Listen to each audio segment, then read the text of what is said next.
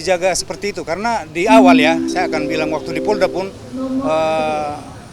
si Mario ini berusaha untuk memberikan sesuatu kepada Sen dan mengaku yang mengantar itu omnya Mario, tapi terima kasih kepada pihak Polda yang jaga di sana, langsung benar-benar difilter, ditanya, dan yang memberikan uang 1.500.000 dan sebuah handphone, tujuannya uang itu ke Sen, tidak langsung pergi. Jadi si yang bertugas pada saat itu ya panggil Sen, dan Sen bilang, ini semuanya tidak bisa saya terima, saya tidak bisa ngambil keputusan yang salah.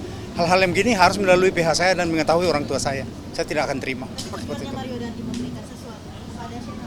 Iya. Nggak tahu tujuannya apa. Mungkin pemberiannya tuh ketika sudah di lapas berarti? Di dalam? Enggak, masih di Polda. Di rutan Polda? Masuk di rutan Polda. Jadi yang kita jaga seperti hal seperti itu. Jadi, ya? Ini udah pertama atau sudah beberapa kali? Di sebelum HP itu diantar kepada teman-teman Sen, masih ada telepon gelap. Bagaimana cara untuk menghubungi Sen?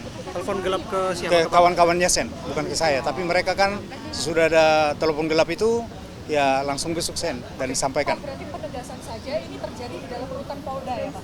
Yang tadi, yang itu, pas sebelum Lebaran, ya.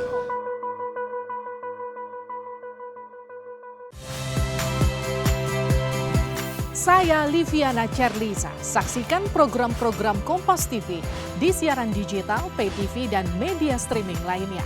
Kompas TV, independen, terpercaya.